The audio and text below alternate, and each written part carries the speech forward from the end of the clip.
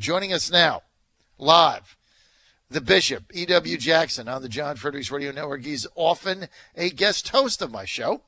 And will he run for U.S. Senate? Some people think maybe he will, like me. We don't know. We're going to find out right now. E.W. Jackson, good to have you with us, man. As always, my friend, and listen. You've made the suggestion, and others have made the suggestion that I run for U.S. Senate, and it's something I'm taking very, very, very seriously. Well, you should take it seriously because I think if you get in the race, I think you can win, and I'll tell you why. I don't know what Corey Stewart is going to do with you, to be quite frank.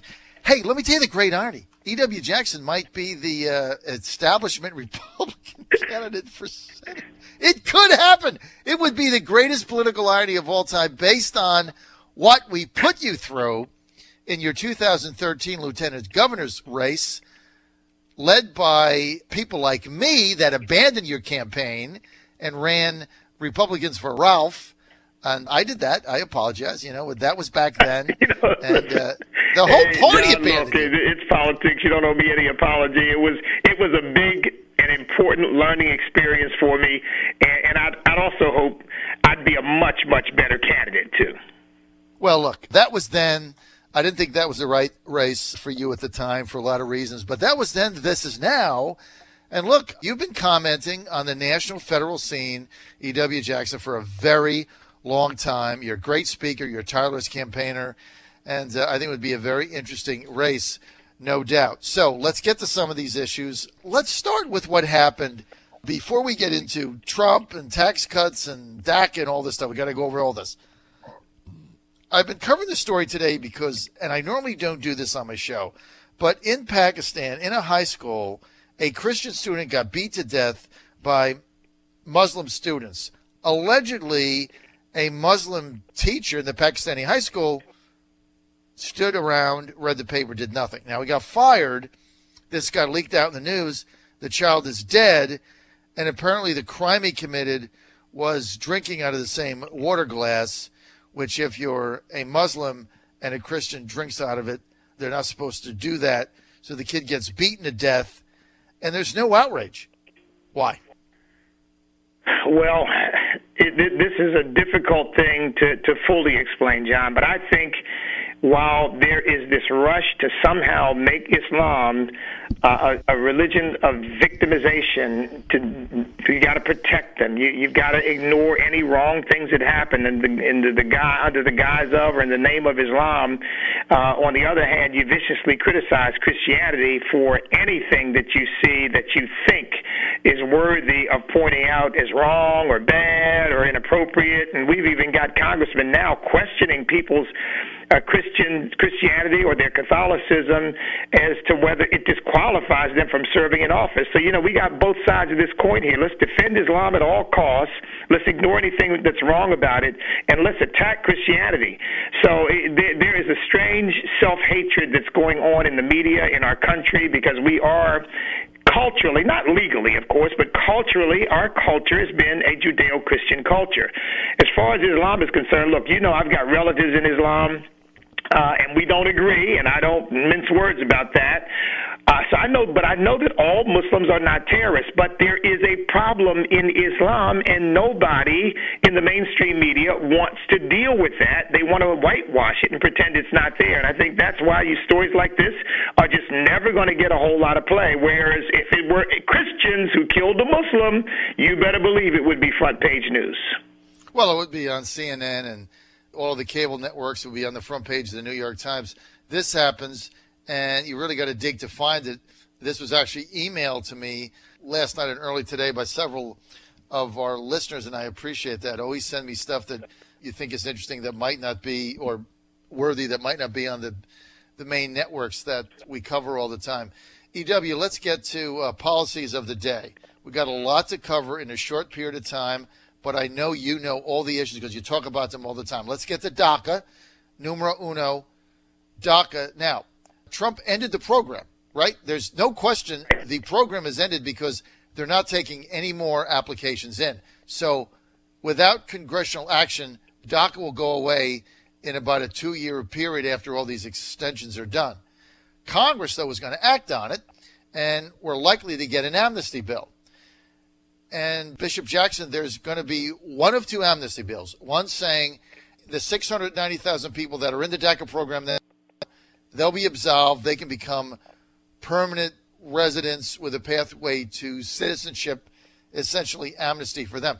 The second amnesty opportunity is going to be a bill in order to continue the DACA program, which means we continue to take applications in for these children in perpetuity, which then creates the incentive for other people to come into the country illegally.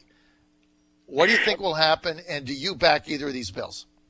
Well, let me say this, John. I wrote a piece about this about a week ago in American Thinker entitled "Lawlessness is Not Compassion." And I used a very simple analogy to open that piece. I said, we've all had this experience. You're standing in line, and somebody, after you've been standing there a while, somebody walks up and cuts in front of you. Now, all of us have had this experience, and you don't like it. And some of us will even say, hey, excuse me, the line is back there. I said, well, would you feel any better if somebody walked up and brought their cute 13-year-old daughter and stuck their daughter in line in front? Would that make you feel any better about it? Well, you might not be as aggressive because it's a kid, but you still wouldn't like it, and it's still wrong. So, look, I think we've got to follow the Constitution and follow the rule of law. And if you're not an American citizen, you just don't have any right to be here. And while I have compassion for these kids, and I really do, I'm a pastor, I do. But on the other hand, you can't inoculate children from the mistakes of their parents. You just can't do it. Look, parents go to jail, and it's horrible for their children. But there's nothing we can do about that. It's not our fault. It's not society's fault. It's the parents' fault. So in terms of the bills, I have to take a look at the specific bills as they come down and the compromises and the amendments are made. But generally speaking, I think DACA was bad because it was unconstitutional and illegal. It ought to be discontinued, and we ought to figure out another way that we show compassion without rewarding children because their parents were lawless. So if you're in the United States Senate, Bishop Jackson, and an amnesty bill comes up that says, look, for the 690,000 DACA kids, by the way, the average age 23, that are in the program now, would you be in favor of finding a pathway forward for them to stay in the United States on a permanent basis legally? No, I could not be in favor of finding a pathway to citizenship. Look, I realize deporting that many people is probably impractical. But on the other hand, I would be encouraging people to look, you're not an American citizen. Your parents made a terrible mistake. We don't want you to pay for it, but on the other hand, we can't reward you by giving you special treatment and treating you like you're a citizen because you're just not. And that's a cold, hard reality, and all the policies in the world don't change that. And I think the American people agree with me. All right, so you're not in favor of amnesty? No, under no circumstances whatsoever. And by the way, you know what happens? The moment Obama announced this program, what happened? We were flooded with kids coming across the border without their parents. It's just bad law and it's bad policy, John. Right. Now, what the president has said is that if we can't pass a law in Congress that deals with DACA, then the program expires. But he did say that, look, if there's no law, the people that come out of the program when their 2-year extension expires, they've got only a couple options. They can keep applying through regular means because there's certainly many other visa programs out there they might qualify. First, they'd have to go through the legal system, reapply for that. They can leave or they can stay in the country illegally. But he said that the ICE organization would not be targeting them. Their priorities would not change. So I think that's kind of where we are now. But sure. Say here again, to me that's reasonable, but because it's not rewarding them because their parents committed an infraction of our laws and came here illegally. So we don't want to do that. But on the other hand, we're not trying to punish them or persecute them either because we know it wasn't their decision. Okay, so let's get to the 90-day cap deal, keeping the government open, and 90-day continuing resolution. The president gets frustrated with Republican and especially Republican House and Senate leadership, makes a deal with the Democrats, keeps the government open for 90 days, breaks the caps. Within that 90 days, he says, look, I'm going to get major tax reform done by Christmas. If you were in the U.S. Senate right now, would you have been in favor of that deal? And how would you be playing out on the president's tax reform, tax cut package, Dr. Bishop? I like the direction which the president is going. I mean, let me say up front, I think that President Trump, in spite of the attacks, the vicious attacks he's endured, I think he's doing a brilliant job. It's kind of hard to see that because, you know, like there's a mob mentality against him, and the media starts attacking, and even some Republicans jump in. So I would be one of those Republicans in the U.S. Senate who would be supporting the president and championing him. Look, I think he did a smart thing, and I think it puts the Republicans on notice that he's going to deal. And if he can get a good deal with some Democrats, if Republicans aren't going to cooperate, then that's what he'll do. And I think maybe it'll send a signal to Mitch McConnell and Paul Ryan that, you know, you better get your act together or you may be left out in the cold because the president is going to deal.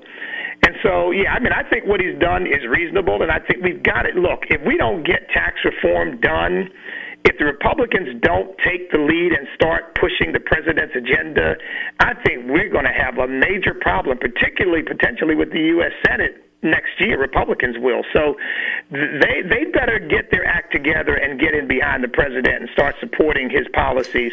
And, yeah, tax reductions. I think our taxes are too high in this country. Look, he hasn't even gotten to do that yet, and we had just had a record 3% growth. We haven't seen 3% growth, and I forget the exact number of years, but it certainly was before Obama. It was during the Bush presidency. So, man, I'm elated by the results that he's getting, and I just want to see the Republican Congress cooperate with him. Well, look, if we can get this tax reform package done, and there's basically four major pieces of it. I've said this earlier today. He wants to dramatically simplify the tax code so you can make it out on a single page. You don't need H&R Block and all these people. It's just simple. He wants to reduce all rates, corporate rates, middle class rates, double the standard deduction, double the child care tax deduction. So basically, if you're married, the first $25,000 you make, you're not going to be taxed at all.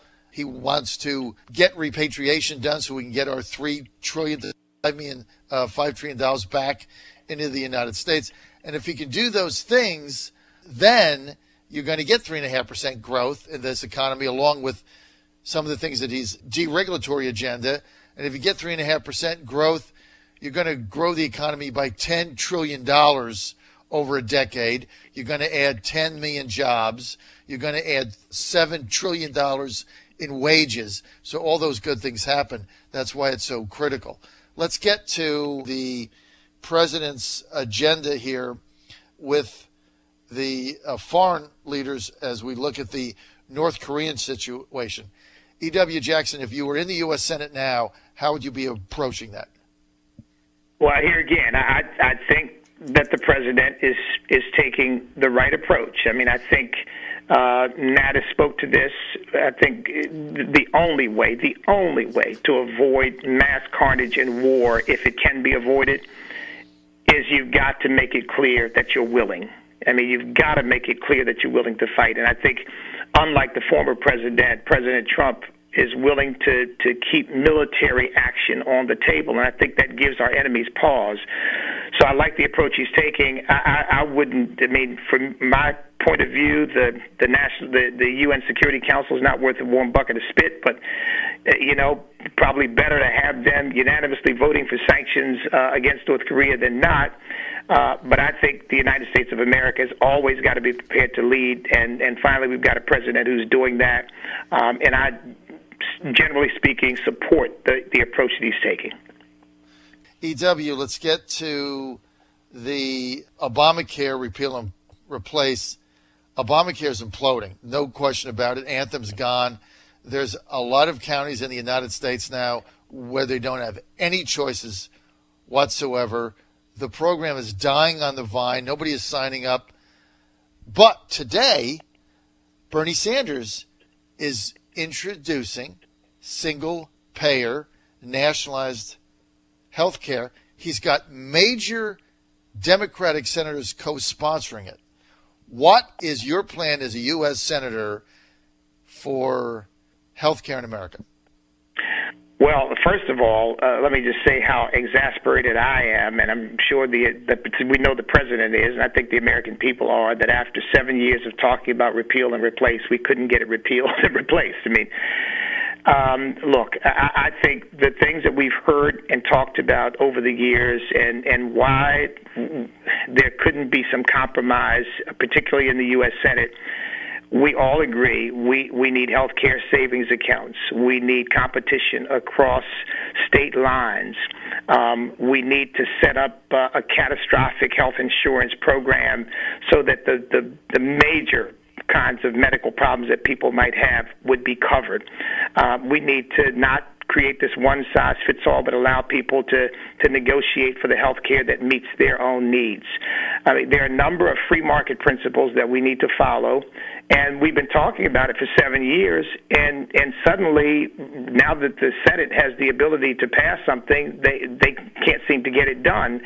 And I think this is another indication that the filibuster rule just needs to go. And Mitch McConnell, if he can't understand that and can't move the president's agenda forward, he needs to go. So, my approach is I think it's a classic free market approach to health care. And by the way, I'd add this, and I've always advocated for this, if you can't get the whole thing done, do something. Let's at least bite off a part of it that we can work with. So if we can't do anything else, maybe we can create competition across state lines. Maybe we can do that part of it at least. I mean, don't just do nothing, and that's what we got right now. Okay, EW, I've only got about a minute and a half remaining. Confederate statues and monuments, stay or go? Well, I've taken the position that we need to put them in their proper historical context. They've never bothered me. I don't have any problem with it. I don't think that the people who commemorate the Confederacy are all just a bunch of racists. I think that it's a part of our history, and we cannot forget it, and we cannot sanitize it. But I sure would like to see this off the table as a bone of contention because, as we've just discussed, John, we got big issues to deal with. And in my humble opinion, this is really not one of them. So you're in favor of not removing the statues? I'm in favor of having historical parks and museums and places where these statues can go. I'm not in favor of just tearing them down, which, of course, is what the left is trying to do. I'm not in favor of that. But I do believe this. I think public property ought to be for those symbols that are unifying, and obviously they're not unifying symbols. And I also believe that we can't have people fighting in the streets over these things in perpetuity because to me it's a distraction and a waste of time. But I don't buy into the leftist argument that it's a symbol of America's white supremacy and blah, blah, blah, blah, blah. I just think that's a bunch of nonsense. But I would like to move this issue off the table so we can get to other important things that I think our country is facing that are dire. And like I said, this is whether those statues, look, it's not going to change one American's life if they all stay. It's not going to change one American's life if they all are moved, right? I mean, so this to me is a leftist distraction and a far right-wing crazies, Nazis and Ku Klux Klan distraction to try to get us all focused on what they want to fight about. And I don't want to fight about that. I want to fight about health care and the economy and getting our inner cities under control so that people aren't dying daily in the streets, and getting our taxes down and the kinds of issues that are going to affect the lives of Americans all across the country. Okay, so just to be clear, you're in favor of keeping the statues, the Confederate statues and monuments where they are. You don't necessarily want them removed like some people do, but you don't think it's an issue that really matters? Is that I'm just I trying don't to think get it's an your issue that position. really matters, but I would not object, so that everybody's clear on where I stand. I know everybody doesn't agree with this, but I would not object to having an historical park somewhere in a particular city where you could have them all, and anybody who wants to go see them could go see them and go look at them, rather than having them all over the public domain where, they're going to just continue to be a bone of contention over which people fight. Although I noticed we didn't fight over them while President Obama was in office, but now everybody wants to fight about the Confederate statues. So, I don't have a problem with putting them in a proper context. I've been to the Confederate Museum. Places like that would be great places for them, so that we can get past the issue. So that's my position on it.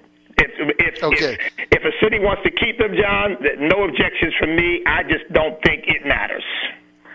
So I've got a text here from Scott in Suffolk who says, before I vote for E.W. Jackson, are you for spending the millions to remove the statues or not? No, I'm not for spending millions of dollars to remove the statues. I mean, that's something that city governments have to deal with anyway. And I would hope that would not be, if the vote came whether we were willing to spend or whether I was willing to spend millions of taxpayer dollars to remove the statues, the answer would be absolutely unequivocally no. I'd like to think it wouldn't take that much to deal with these in a reasonable way, but if that were the question, the answer would be no. E.W. Jackson, we're out of time. I want to thank you for joining us.